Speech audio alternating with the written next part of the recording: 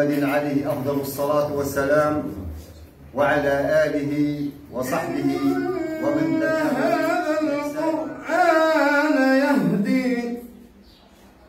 إن هذا القرآن يهدي للتي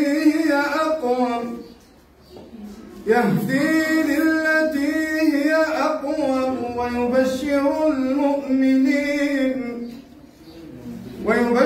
المؤمنين الذين يعملون الصالحات أن لهم أجرا كريما. صدق الله.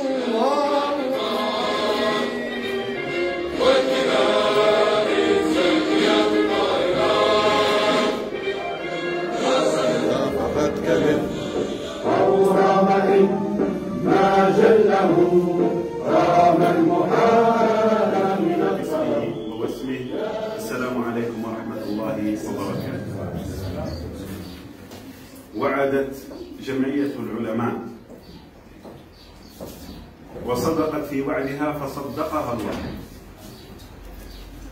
جئنا قبل سنتين تقريبا إلى هذا المكان بمعية أستاذنا وشيخنا الشيخ عبد الرزاق السوق رئيس جمعية العلماء لننظر في هذه البناية، ولم يكتمل بناؤها إذ ذاك، لنعد الجزائر بأنها ستكون أو ستصير إن شاء الله تعالى محلا صافيا نقيا بصفاء ساكنة هذا الحي، ليحمل ويستوعب الحفظة من ساكنة هذا الحي، حفظة القرآن الكريم. الحمد لله الذي جعل جمعية العلماء حارسة للفضيلة في هذا البلد.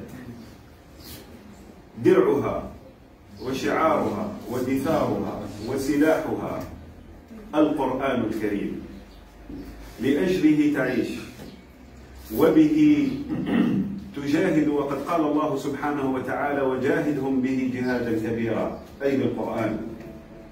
وإننا أيها الكرام نعيش في زمن كثرت فيه السهام على الإسلام وعلى أبناء الإسلام، يراد بشبابنا ويراد بنا وخاصته ومنارة لهذا الحي المبارك.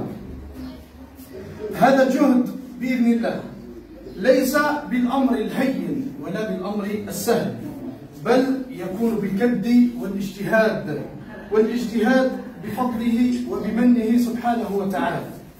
وهذا ما رأيناه في جمعية العلماء المسلمين. تشيع بالعلم وبالأخلاق وبالإنسانية على المنطقة كلها وعلى عدابة كلها، ونأمل أن تكون أيضا نموذج يقتدى. بعثت جمعية العلماء للعمرة، وبعد كورونا راح وجاء فعلا، وكانت هذه يعني حضور جمعية العلماء الأول. الحمد لله حق حمده، الحمد لله ملء السماوات وملء الأرض وملء ما بينهما. الحمد لله الذي وفقنا وجمعنا إلى هذا